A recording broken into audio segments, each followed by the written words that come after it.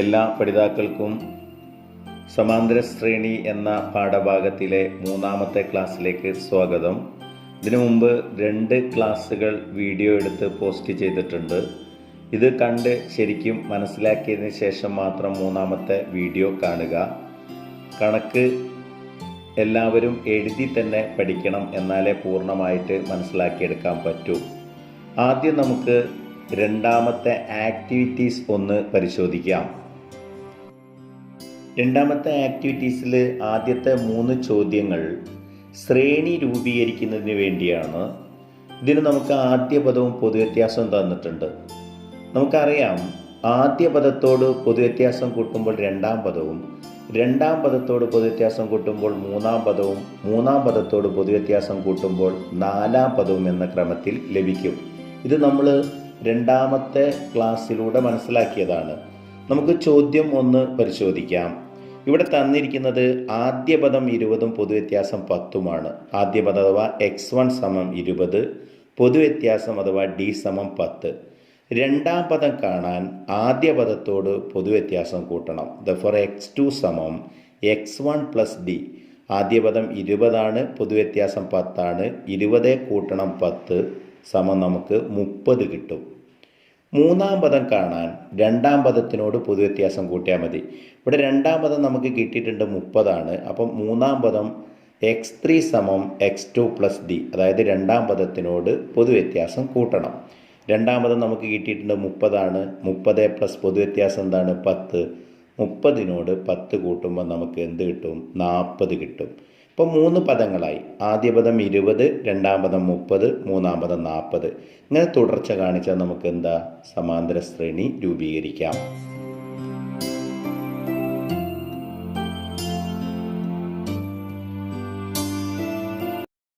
ചോദ്യം 2 ശ്രദ്ധിക്കുക. ആദ്യ പദം 10ഉം പൊതുവ്യത്യാസം -5ഉം തന്നിട്ടുണ്ട്. ആദ്യ പദം x1 = 10, പൊതുവ്യത്യാസം d = -5. വളരെ എളുപ്പമാണ് ഈ കണക്കുകൾ ചെയ്യാൻ. 2ാം പദം കാണാൻ ആദ്യ പദത്തിനോട് പൊതുവ്യത്യാസം കൂട്ടണം. ദഫോർ x2 = x1 + d. ആദ്യ പദം 10ആണ്, അപ്പോൾ x1ന് പകരം നമ്മൾ 10 കൊടുത്തു. d -5ആണ്. 10 കൂട്ടണം -5. ഇവിടെ വ്യത്യസ്ത ചിഹ്നങ്ങളാണ്. വ്യത്യസ്ത ചിഹ്നങ്ങളാണെങ്കിൽ വ്യത്യാസം കണ്ട് വലുതിൻ്റെ ചിഹ്നം ഇടണം. 10ഉം 5ഉം തമ്മിലുള്ള വ്യത്യാസം 5ആണ്. വലുതിൻ്റെ ചിഹ്നം പോസിറ്റീവാണ്. ഇവിടെ 2ാം പദം നമുക്ക് 5 എന്ന് കിട്ടും. ഇനി 3ാം പദമോ? 3ാം പദം കാണാൻ 2ാം പദത്തിനോട് പൊതുവ്യത്യാസം കൂട്ടണം. Therefore x3 = x2 + d. 2ാം പദം നമ്മൾ കണ്ടിട്ടുണ്ട് 5ആണ്. ഇപ്പോൾ x2ന് പകരം നമുക്ക് 5 കൊടുക്കാം. പ്ലസ് d എന്ന് പറഞ്ഞാൽ -5. ഇവിടെ വ്യത്യസ്ത ചിഹ്നമാണ്. വ്യത്യാസം കാണണം. 5ഉം 5ഉം തമ്മിലുള്ള വ്യത്യാസം 0ആണ്. ഇങ്ങനെ 3 പദങ്ങളുണ്ട്. ആദ്യ പദം നമുക്ക് തന്നിട്ടുണ്ട്. ബാക്കി 2 പദങ്ങൾ നമ്മൾ കണ്ടെത്തി. പദങ്ങൾ 10, 5, 0 എക്സെട്ര.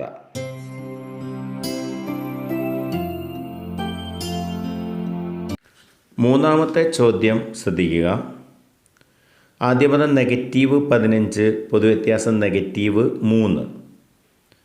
ആദ്യ പദം x1 = -15, പൊതുവ്യത്യാസം d = -3 എന്ന് തന്നിട്ടുണ്ട്. 2ാം പദം കാണാൻ ആദ്യ പദത്തോട് പൊതുവ്യത്യാസം കൂട്ടണം. ദഫോർ x2 = x1 + d. x1 അതായത് ആദ്യ പദം -15ആണ്, പൊതുവ്യത്യാസം -3ആണ്. -15 കൂട്ടണം -3. ഇവിടെ ഒരേ ചിഹ്നങ്ങളാണ്. സംഖ്യകൾ തമ്മിൽ കൂട്ടി അതേ ചിഹ്നം ഇടണം. 15ഉം 3ഉം കൂട്ടിയാൽ 18ആണ്. ചിഹ്നം നെഗറ്റീവ്. 2ാം പദം -18 എന്ന് കിട്ടും. 3ാം പദം കാണാൻ 2ാം പദത്തോട് പൊതുവ്യത്യാസം കൂട്ടണം. Therefore x3 = x2 + d. 2ാം പദം നമ്മൾ നേരത്തെ കണ്ടിട്ടുണ്ട്, -18ആണ്. കൂട്ടണം d -3. ഒരേ ചിഹ്നങ്ങളാണ്. സംഖ്യകൾ തമ്മിൽ കൂട്ടി അതേ ചിഹ്നം ഇടണം. 18ഉം 3ഉം കൂട്ടിയാൽ 21, ചിഹ്നം നെഗറ്റീവ്. ഇവിടെ 3ാം പദം -21 എന്ന് കിട്ടും. ആദ്യ പദം നേരത്തെ നമുക്ക് തന്നിട്ടുണ്ട്. അപ്പോൾ ആദ്യ പദം -15, 2ാം പദം -18, 3ാം പദം -21. എന്നിട്ട് തുടർച്ച കാണിക്കുക. ഇവിടെ നമ്മൾ 3 ചോദ്യങ്ങൾക്കുള്ള ഉത്തരങ്ങൾ കണ്ട് ഇങ്ങനെയാണ് സമാന്തര ശ്രേണി രൂപീകരിക്കുന്നത്.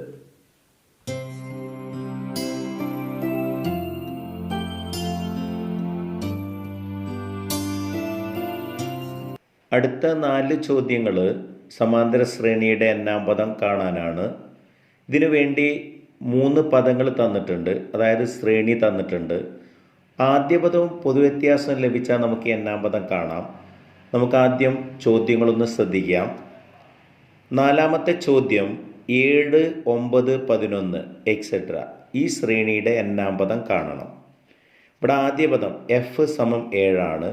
പൊതുവ്യത്യാസം d സമം 9 - 7 തൊട്ട് മുമ്പിലെ പദത്തിൽ നിന്ന് പിന്നിലെ പദം കുറയ്ക്കണം സമം 2 കിട്ടും. n-ാം പദം അതിനൊരു ഫോർമുല പറഞ്ഞിരുന്നു.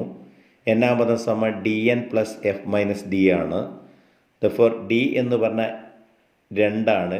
2n പ്ലസ് f എന്ന് പറഞ്ഞാൽ അഥവാ ആദ്യ പദം 7 കുറയ്ക്കണം d 2. ദഫോർ 2n പ്ലസ് 7 നിന്ന് 2 കുറച്ചാൽ നമുക്ക് 5 കിട്ടും. ഇവിടെ n-ാം പദം xn സമം 2n പ്ലസ് 5 എന്ന് കിട്ടും. വളരെ എളുപ്പമാണ് ഇത് ചെയ്യാൻ.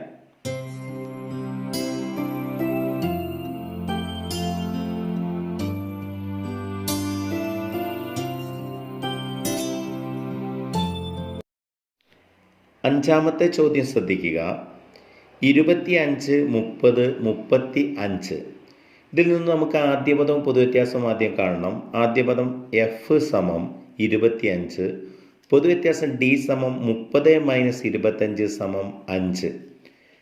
n-ാം പദം xn സമം dn plus f minus d. ഡിയുടെ വാല്യൂ ഉണ്ട്, ഡിക്ക് വില ഉണ്ട്, 5 ആണ്. ദഫർ 5n പ്ലസ് f എന്ന് പറഞ്ഞാൽ 25 ആണ്, d എന്ന് പറഞ്ഞാൽ 5. അപ്പോൾ 25 മൈനസ് 5, 5n പ്ലസ് 25 5 പോയ 20. ഇവിടെ നമുക്ക് xn സമം 5n പ്ലസ് 20 എന്ന് കിട്ടും.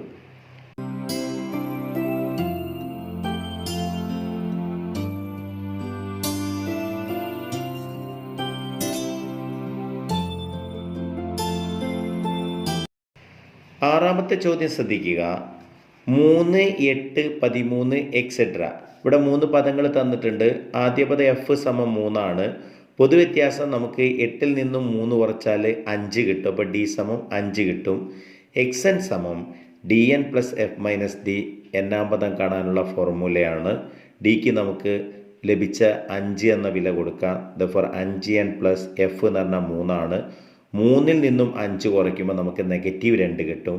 ചെറുതെന്നാണ് വലുത് കുറയ്ക്കുന്നത്, അപ്പോൾ വലുതിൻ്റെ ചിഹ്നം ഇടണം. ഇവിടെ നമുക്ക് 5n മൈനസ് 2 എന്ന് കിട്ടും.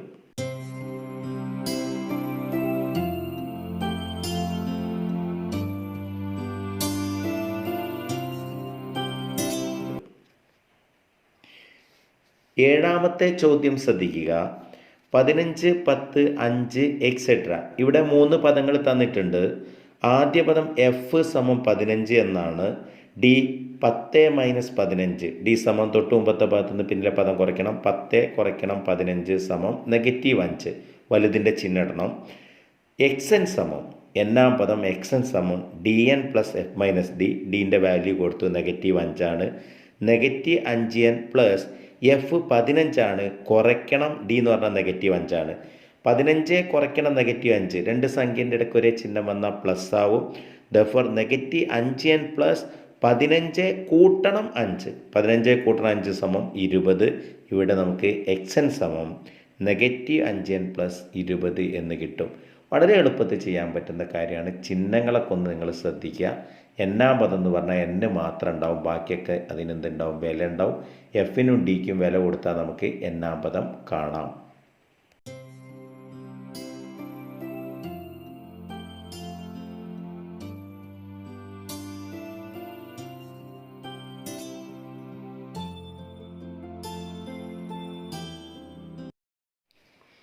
എട്ടാമത്തെ ചോദ്യം ശ്രദ്ധിക്കുക. ആദ്യ പദം 12ഉം പൊതുവ്യത്യാസം 10ഉം ആയ ഒരു സമാന്തര ശ്രേണിയുടെ 31ാം പദം എത്ര? ഇവിടെ ആദ്യ പദം f സമം 12ഉം പൊതുവ്യത്യാസം d സമം 10ഉം എന്ന് തന്നിട്ടുണ്ട്. 31ാം പദമാണ് ചോദിച്ചത്. നമുക്കെല്ലാവർക്കും അറിയാം, 31ാം പദം കാണാൻ ആദ്യ പദത്തിനോട് 30 തവണ പൊതുവ്യത്യാസം കൂട്ടണം. അതുകൊണ്ട് x 31 സമം f പ്ലസ് 30d. ആദ്യ പദം 12 ആണ്. 12 പ്ലസ് 30 ഇൻറ്റു d എന്ന് പറഞ്ഞാൽ 10 ആണ്. 12 പ്ലസ് 30 ഇൻറ്റു 10 300, 12 പ്ലസ് 300 സമം 312. ഇവിടെ 31-ാം പദം 312 എന്ന് കിട്ടും.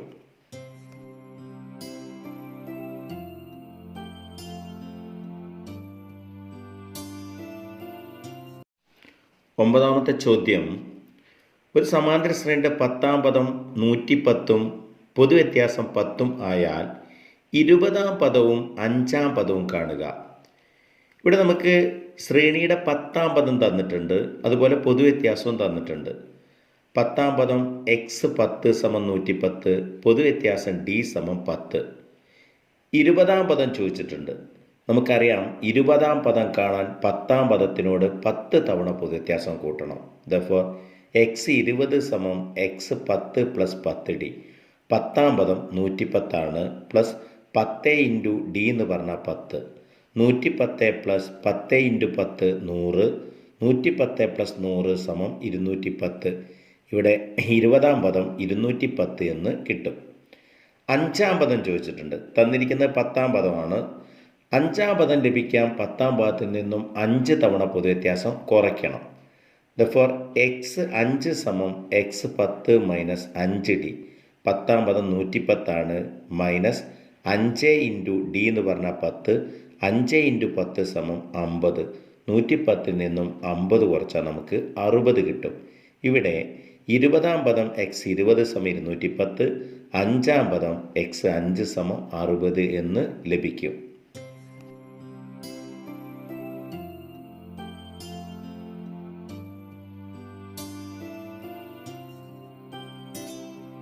രണ്ടാമത്തെ ആക്ടിവിറ്റീസിലെ അവസാനത്തെ ചോദ്യമാണ് 10ാമത്തെ ചോദ്യം. ഇവിടെയും പദങ്ങൾ കാണാനാണ് ചോദിച്ചിരിക്കുന്നത്. പദങ്ങൾ കാണാൻ വളരെ എളുപ്പമാണ്. നേരത്തെ പറഞ്ഞിട്ടുണ്ട്, രണ്ടാമത്തെ ക്ലാസ്സിൽ വ്യക്തമാക്കി തന്നതാണ്. ഏതെങ്കിലും ഒരു പദവും പൊതുവ്യത്യാസം തന്നാൽ പൊതുവ്യത്യാസം കൂട്ടിയോ അല്ലെങ്കിൽ കുറച്ചോ നമുക്ക് മറ്റ് പദങ്ങൾ കാണാം. ഇവിടെ തന്നിരിക്കുന്നത് 12, 18, 24 എന്ന സമാന്തര ശ്രേണിയിലെ 25, 50, 75, 100 എന്നീ സ്ഥാനങ്ങളിലെ പദങ്ങൾ കാണാനാണ്. നമുക്ക് ഏത് പദവും കാണാം. നമുക്കതിന് ഒരു പദവും പൊതുവ്യത്യാസം കിട്ടിയാണ്ട് ഇവിടെ ആദ്യ പദം തന്നിട്ടുണ്ട് 12 ആണ്. എഫ് സമം 12, പൊതുവ്യത്യാസം d സമം 18 മൈനസ് 12 സമം നമുക്ക് 6 എന്ന് കിട്ടും. അപ്പോൾ ആദ്യ പദവും പൊതുവ്യത്യാസവും ഉണ്ട്. നമുക്ക് ആദ്യം 25ാം പദം കാണാം. നമുക്കെല്ലാവർക്കും അറിയാം 25ാം പദം കാണാൻ ആദ്യ പദത്തോട് 24 തവണ പൊതുവ്യത്യാസം കൂട്ടണം. ഇവിടെ ആദ്യ പദം 12 ആണ്, എഫിന് പകരം 12 കൊടുത്തു, പ്ലസ് 24 ഇൻറ്റു പൊതുവ്യത്യാസം d 6. 24 ഇൻറ്റു 6, 12 പ്ലസ് 24 ഇൻറ്റു 6 സമം 144 ആണ്. 144ഉം 12ഉം കൂട്ടിയാൽ നമുക്ക് 156 കിട്ടും. 25ാം പദം 156 കിട്ടും. ഈ ആദ്യ പദം ഉപയോഗിച്ച് തന്നെ മറ്റെല്ലാ പദങ്ങളും കാണാം. പക്ഷേ അതിനേക്കാളും എളുപ്പം നമുക്ക് 25ാം പദം കിട്ടി.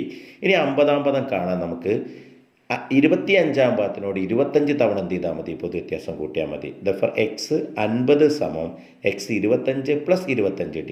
25ാം പദം നമ്മൾ നേരത്തെ കണ്ടിട്ടുണ്ട് 156 ആണ്, അതിൻ്റെ വില കൊടുത്തു, പ്ലസ് 25 ഇൻറ്റു d എന്ന് പറഞ്ഞ 6 ആണ്.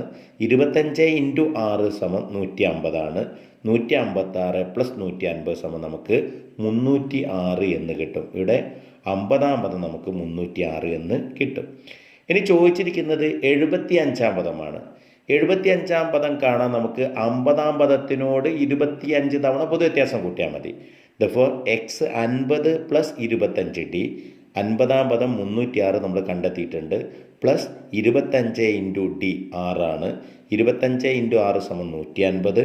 306 പ്ലസ് 150 സമം 456 എന്ന് കിട്ടും.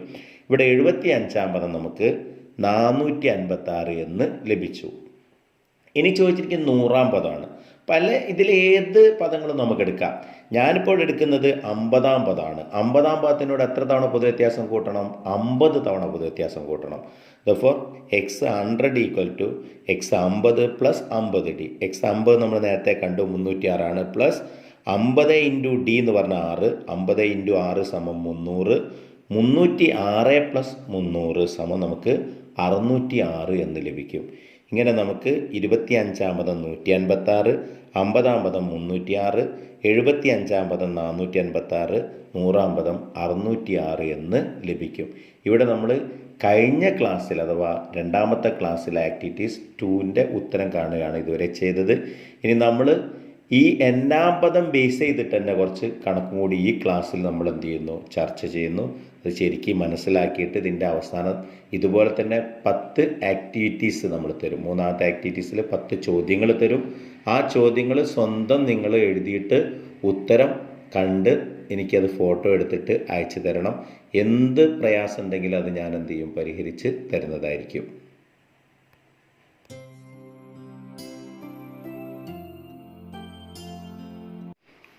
ഒരു സമാന്തര ശ്രേണിയുടെ n-ാം പദം തന്നാൽ ശ്രേണി രൂപീകരിക്കുന്ന വിധമാണ് നമ്മൾ പരിശോധിക്കുന്നത്.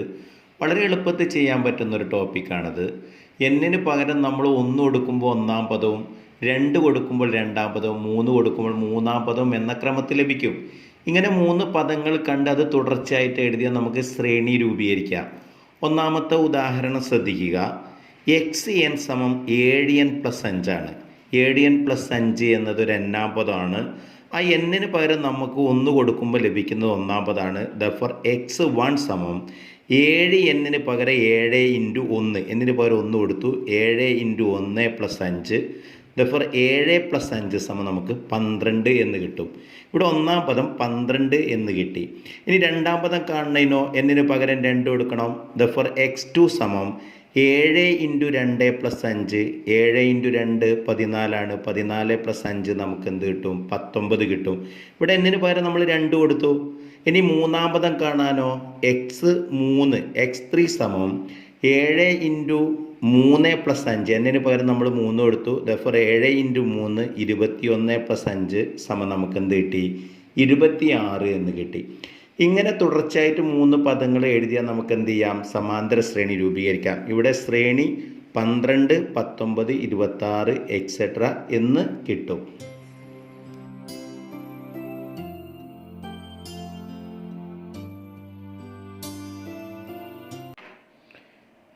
രണ്ടാമത്തെ ചോദ്യം ശ്രദ്ധിക്കുക.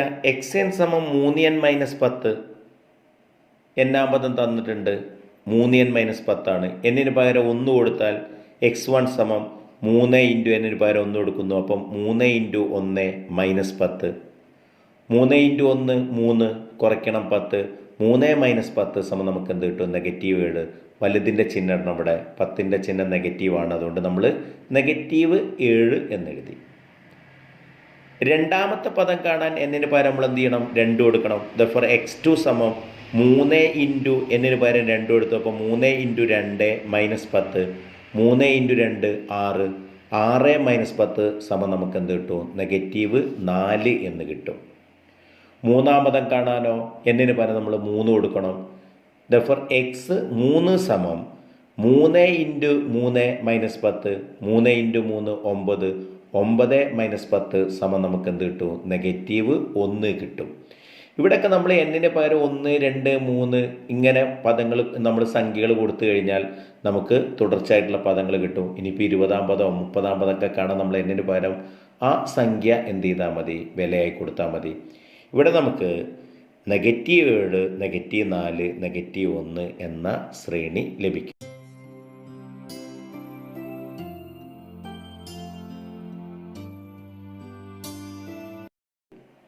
മൂന്നാമത്തെ ചോദ്യം ശ്രദ്ധിക്കുക. xn സമം -5n - 10.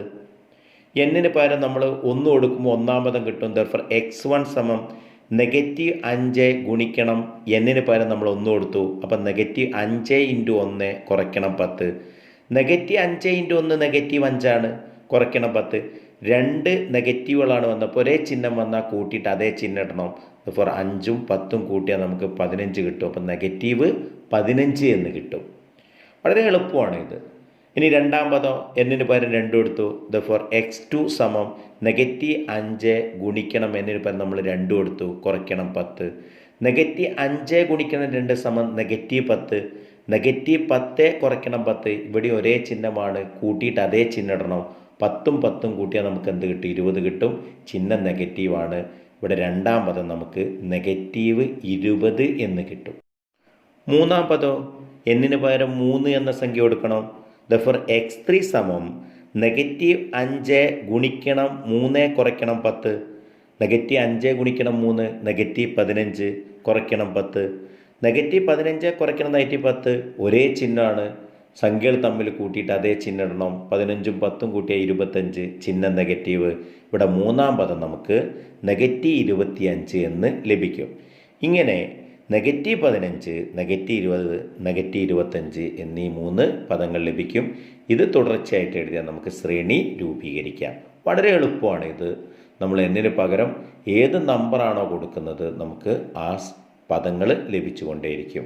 എന്നാം പദം തന്ന് ഏത് പദം ചോദിച്ചാലും നമുക്ക് ആ സംഖ്യ കൊടുത്ത് നമ്മൾ ഗുണിച്ച് കൂട്ടുക അല്ലെങ്കിൽ കുറയ്ക്കുക ചെയ്ത് കഴിഞ്ഞാൽ നമുക്ക് പദങ്ങൾ ലഭിക്കുന്നതാണ്.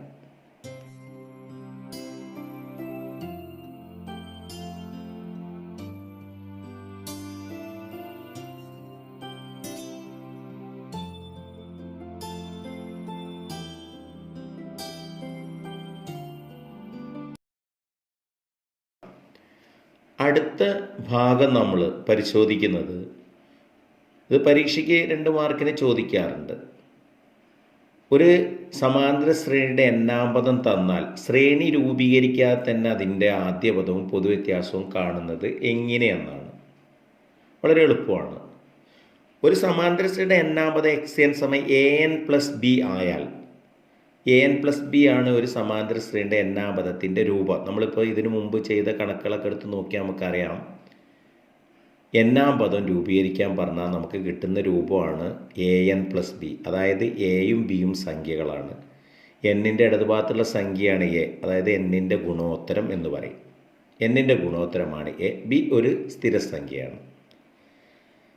ഇതിൽ ആദ്യ പദം ചോദിച്ചാൽ നമുക്ക് ശ്രേണിയൊന്നും രൂപീകരിക്കേണ്ട. ആദ്യ പദം കാണാൻ എയും ബിയും തമ്മിൽ കൂട്ടിയാൽ മതി. a+b ആണ് f സമം a+b. അതായത് എന്നിൻ്റെ ഗുണോത്തരമായിട്ടുള്ള എയും ആ സംഖ്യയായിട്ടുള്ള ബിയും തമ്മിൽ കൂട്ടി കിട്ടുന്നത് എന്താണോ അതാണ് ആദ്യ പദം. പൊതുവ്യത്യാസമോ എന്നിൻ്റെ ഗുണോത്തരമായിട്ടുള്ള എ ആയിരിക്കും. എന്നിൻ്റെ ഇടതുഭാഗത്തുള്ള സംഖ്യ ഏതാണോ അതാണ് എന്ത് നമ്മൾ പൊതുവ്യത്യാസമായിട്ട് കണക്കാക്കുന്നത്. അപ്പം നമ്മൾ ഇങ്ങനെ വളരെ ഈസി ആയിട്ട് എന്ത് ചെയ്യാൻ പറ്റും. നമുക്ക് ചോദ്യങ്ങളൊന്ന് പരിശോധിച്ച് നോക്കാം.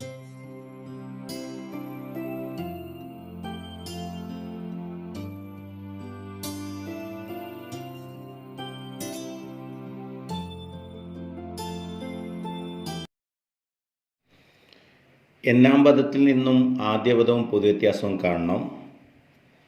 നമുക്കത് ഒരു ഉദാഹരണത്തിലൂടെ മനസ്സിലാക്കിയെടുക്കാം. ഒന്നാമത്തെ ഉദാഹരണം xn സമം 5n+7 എന്നാണ്. ഇവിടെ എന്നിൻ്റെ ഗുണോത്തരമാണ് 5, 7 ഒരു സ്ഥിരസംഖ്യയാണ്. ഈ 2 സംഖ്യകൾ തമ്മിൽ കൂട്ടിക്കിട്ടുന്നതാണ് ആദ്യ പദം. a സമം നമുക്ക് 5, b സമം 7 എന്നെടുത്താൽ ആദ്യ പദം f സമം a+b. എക്കും ബിക്കും വില കൊടുക്കാം. അപ്പം നമുക്ക് 5+7 കിട്ടും. 5+7 സമയം എത്രയാ? 12. പൊതുവ്യത്യാസം ഡി എന്ന് പറയുന്നത് എന്നിൻ്റെ ഗുണോത്തരമാണ്. അതായത് എന്നിൻ്റെ ഇടതുഭാഗത്ത് എഴുതിയിരിക്കുന്ന സംഖ്യയാണ്. അത് നമ്മൾ എ എന്ന ചരം കൊണ്ടാണ് സൂചിപ്പിക്കുന്നത്. ദർഫോർ പൊതുവ്യത്യാസം ഡി സമം എ ആണ്. ഇവിടെ നമുക്ക് പൊതുവ്യത്യാസം ഡി സമം എന്ത് കിട്ടും? 5 എന്ന് കിട്ടും.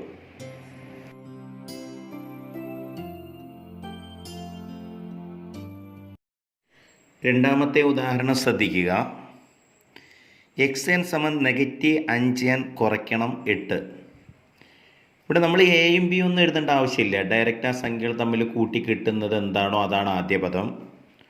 ആദ്യ പദം f സമം -5 കൂട്ടണം -8. ഒരേ ചിഹ്നങ്ങളാണ്. സംഖ്യകൾ തമ്മിൽ കൂട്ടി അതേ ചിഹ്നം ഇടണം. -13 കിട്ടും. പൊതുവ്യത്യാസം ഡി സമം എന്നിൻ്റെ ഇടതുഭാഗത്തുള്ള സംഖ്യ ഏതാണോ അതായത് എന്നിൻ്റെ ഗുണോത്തരം ആ സംഖ്യയാണ് പൊതുവ്യത്യാസം. പൊതുവ്യത്യാസം ഡി സമം നമുക്ക് -5 എന്ന് എഴുതാം.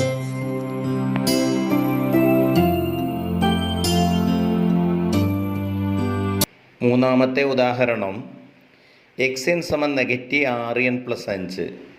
ഈ -6ഉം 5ഉം തമ്മിൽ കൂട്ടിക്കിട്ടുന്ന സംഖ്യയാണ് ആദ്യ പദം. ദർഫോർ f സമം -6 കൂട്ടണം 5. ഇവിടെ വ്യത്യസ്ത ചിഹ്നങ്ങളാണ്. വ്യത്യാസം കണ്ട് വലുതിൻ്റെ ചിഹ്നം ഇടണം. 6ഉം 5ഉം തമ്മിലുള്ള വ്യത്യാസം 1 വലുതിൻ്റെ ചിഹ്നം നെഗറ്റീവാണ്. ഇവിടെ എഫ് സമം നമുക്ക് -1 എന്ന് കിട്ടും.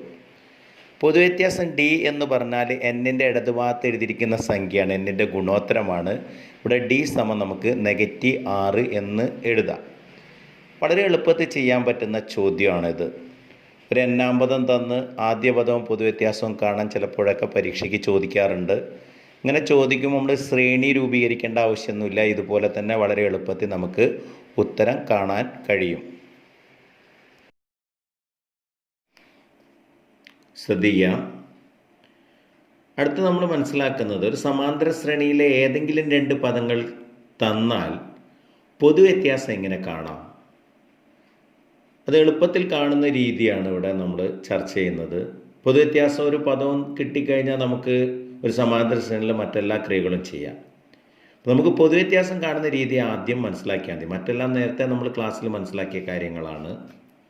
ഇവിടെ ആദ്യത്തെ 1-ാമത്തെ ചോദ്യം നമ്മൾ ഒന്ന് പരിശോധിക്കാം. ഒരു സമാന്തര ശ്രേണിയുടെ 3-ാം പദം 34ഉം 8-ാം പദം 69ഉം ആയാൽ ആദ്യ പദവും 20-ാം പദവും കാണുക. ഒരു സമാന്തര ശ്രേണിയിലെ 2 പദങ്ങൾ തന്നിട്ടുണ്ട്.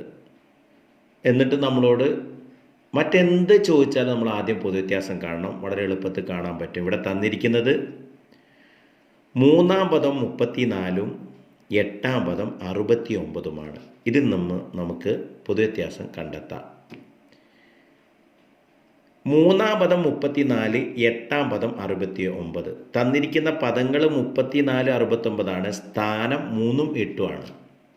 പൊതുവ്യത്യാസം കാണാൻ പദങ്ങൾ തമ്മിലുള്ള വ്യത്യാസത്തെ സ്ഥാനങ്ങൾ തമ്മിലുള്ള വ്യത്യാസം കൊണ്ട് എന്ത് ചെയ്താൽ മതി? ഹരിച്ചാൽ മതി.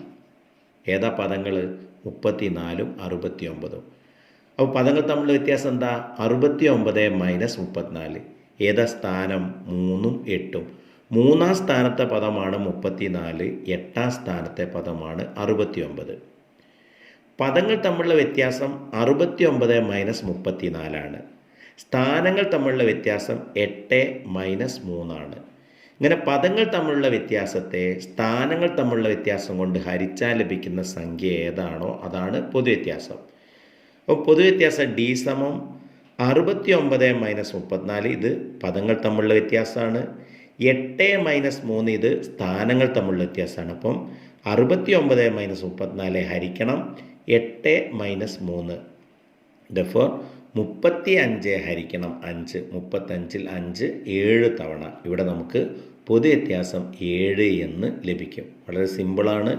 പദങ്ങൾ തമ്മിലുള്ള വ്യത്യാസത്തെ സ്ഥാനങ്ങൾ തമ്മിലുള്ള വ്യത്യാസം കൊണ്ട് ഹരിച്ചാൽ ലഭിക്കുന്ന സംഖ്യ ഏതാണോ അതാണ് പൊതുവ്യത്യാസം. ഇത് പല രീതിയിലും കാണാം. നമുക്ക് പല രീതികളുണ്ട്. 2 സമവാക്യം രൂപീകരിച്ചിട്ട് നമുക്ക് കുറച്ച് കഴിഞ്ഞാൽ നമുക്ക് പൊതുവ്യത്യാസം കിട്ടും. പക്ഷേ വളരെ സിമ്പിളായിട്ടുള്ള രീതിയാണിത്. ഇത് നമുക്ക് ഫോളോ ചെയ്യാം. ഇനിയോ മറ്റെല്ലാം നമ്മൾ നേരത്തെ കണ്ടതാണ്. 1-ാം പദം ചോദിച്ചു. ആദ്യ പദം 1-ാം പദം കാണാൻ നമുക്ക് 3-ാം പദം ഉണ്ട്. 3-ാം പദത്തിൽ നിന്ന് 2 തവണ പൊതുവ്യത്യാസം കുറച്ചാൽ നമുക്ക് 1-ാം പദം കിട്ടും. ഫോർ x1 സമം x3 - 2d. Four x3 - 2d 34 - 2 × 7. 3-ാം പദം പറഞ്ഞാൽ 34ആണ്. -2 × d നമ്മൾ കണ്ടെത്തിയിട്ടുണ്ട്. പൊതുവ്യത്യാസം 7. 34 - 2 × 7 14. 34 - 14 സമം കിട്ടും നമുക്ക് 20 കിട്ടും. ഇവിടെ 1-ാം പദം 20 എന്ന് കിട്ടും. ഇനി ചോദിച്ചിരിക്കുന്ന 20-ാം പദമാണ്. ഇപ്പോൾ 20-ാം പദം കാണാൻ നമുക്ക് 8-ാം പദം എടുക്കാം. 8-ാം പദത്തിനോട് എത്ര തവണ പൊതുവ്യത്യാസം കൂട്ടണം? 12 തവണ പൊതുവ്യത്യാസം കൂട്ടണം. ഫോർ x20 സമം x8 + 12d. 8-ാം പദത്തിനോട് 12 തവണ പൊതുവ്യത്യാസം കൂട്ടിയാൽ നമുക്ക് 20-ാം പദം കിട്ടും. 8-ാം പദം നമുക്ക് തന്നിട്ടുണ്ട് 69ആണ്. Plus 12 × d 7ആണ്. 12 × 7 ആദ്യം ഗുണിക്കണം, എന്നിട്ടേ കൂട്ടാൻ പാടുള്ളൂ. 12 × 7 84. 69ഉം 84ഉം കൂട്ടിയാൽ നമുക്ക് 153 കിട്ടും. ഇവിടെ പൊതുവ്യത്യാസം 7ഉം 1-ാം പദം 20ഉം 20-ാം പദം 153 എന്നും കിട്ടും. വളരെ എളുപ്പമാണ്. ഇത് തുടർച്ചയായിട്ട് പരീക്ഷയ്ക്ക് ചോദിച്ചുകൊണ്ടിരിക്കുന്ന ചോദ്യമാണ്. അപ്പോൾ വളരെ പ്രാധാന്യത്തോടു കൂടി തന്നെ ഇത് നമ്മൾ എന്ത് ചെയ്യണം? മനസ്സിലാക്കിയെടുക്കണം.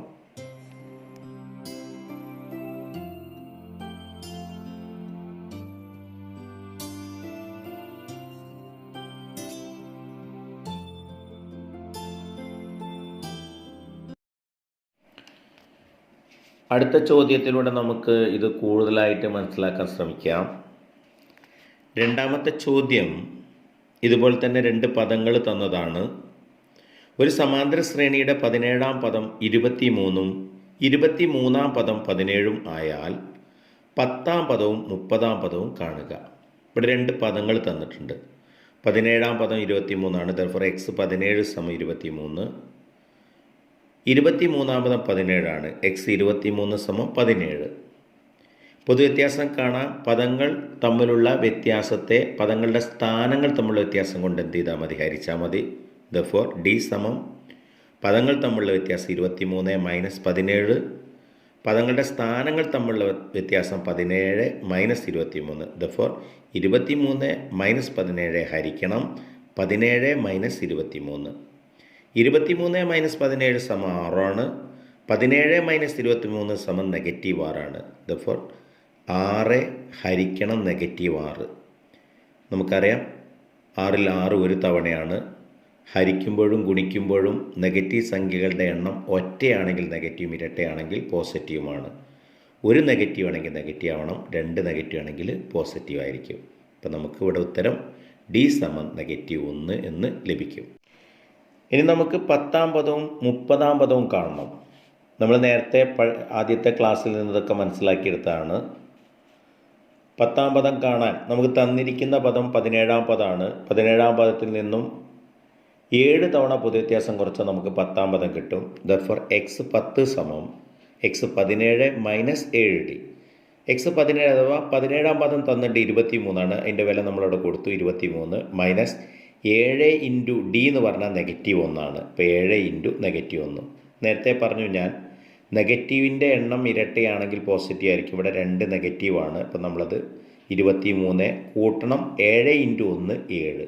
23 കൂട്ടണം 7 = നമുക്ക് 30 എന്ന് കിട്ടും.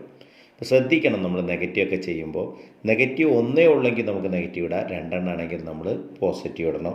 3 നെഗറ്റീവ് സംഖ്യകൾ ഗുണിക്കാൻ എടുക്കുകയാണെങ്കിൽ നമ്മൾ എന്ത് ചെയ്യണം, നെഗറ്റീവ് ഇടണം. ഇങ്ങനെ നെഗറ്റീവ് സംഖ്യകളുടെ എണ്ണം ഒറ്റയാണെങ്കിൽ നെഗറ്റീവും, ഇരട്ടയാണെങ്കിൽ എന്തായിരിക്കും, പോസിറ്റീവും ആയിരിക്കും. ഇവിടെ x 10 = നമുക്ക് 30 എന്ന് കിട്ടി. ഇനി x 30 കാണണം, 30-ാം പദം. x 30 = നമുക്ക് തന്നിരിക്കുന്നത് 23-ാം പദം തന്നിട്ടുണ്ട്. ഇപ്പോൾ 23-ാം പദത്തിൽ നിന്ന് നമ്മൾ 7 തവണ പൊതുവ്യത്യാസം കൂട്ടുമ്പോൾ നമുക്ക് 30-ാം പദം കിട്ടും. 23-ാം പദം 17 ആണ്. Plus 7 × d.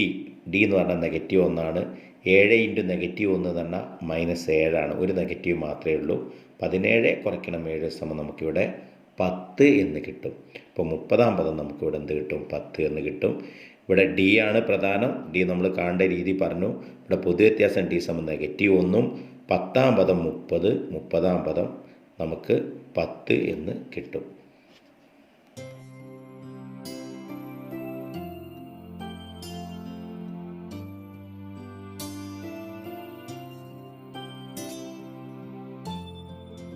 പ്രിയപ്പെട്ട വിദ്യാർത്ഥികളെ, സമാന്തര ശ്രേണിയിലെ 3-ാമത്തെ ക്ലാസ്സാണ്. ഇതിനു മുമ്പ് ഞാൻ 2 ക്ലാസ് ഇതുപോലെ തന്നെ വീഡിയോ എടുത്ത് പോസ്റ്റ് ചെയ്ത് തന്നിട്ടുണ്ട്. പല വിദ്യാർത്ഥികളും അതിൻ്റെ അവസാനം തന്നിരിക്കുന്ന ആക്ടിവിറ്റീസിൻ്റെ ഉത്തരം കണ്ടെത്തി എനിക്ക് അയച്ചു തന്നിരുന്നു. എല്ലാവർക്കും ഞാൻ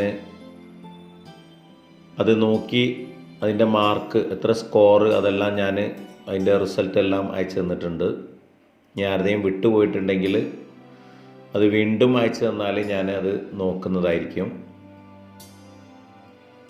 ഇപ്പം ഇതിൻ്റെ അവസാനം ഞാനിവിടെ ഒരു 10 ചോദ്യങ്ങൾ തരുന്നുണ്ട്. ആ ചോദ്യങ്ങൾ ക്ലാസ് ശരിക്കും മനസ്സിലാക്കിയതിന് ശേഷം അതിനുള്ള ഉത്തരം കണ്ടെത്തി അത് ഫോട്ടോ എടുത്ത് എൻ്റെ വാട്സപ്പ് നമ്പറിലേക്ക് പോസ്റ്റ് ചെയ്ത് തരണം. എഴുതി തന്നെ പഠിക്കണം, എന്നാലേ ഗണിതം പൂർണ്ണമായിട്ട് മനസ്സിലാക്കാൻ പറ്റുള്ളൂ. നിങ്ങളുടെ വിലയേറിയ അഭിപ്രായങ്ങൾ കമൻറ്റ് ബോക്സിൽ രേഖപ്പെടുത്തുക. ക്ലാസ് ശരിക്കും മനസ്സിലാവുന്നുണ്ട്, നിങ്ങൾക്ക് ഇഷ്ടപ്പെടുന്നുണ്ടെങ്കിൽ ലൈക്ക് ചെയ്യുകയും മറ്റു പഠിതാക്കൾക്ക് ഷെയർ ചെയ്യുകയും ചെയ്യുക. ഇതുവരെ ഈ ചാനൽ സബ്സ്ക്രൈബ് ചെയ്തിട്ടില്ലെങ്കിൽ സബ്സ്ക്രൈബ് ചെയ്യാൻ മറക്കരുത്. സമാന്തര ശ്രേണിയിലെ 3-ാമത്തെ ക്ലാസ് ഇവിടെ അവസാനിപ്പിക്കുകയാണ്. എല്ലാവർക്കും ഒരു നല്ല ദിവസം ആശംസിക്കുന്നു. Thank you.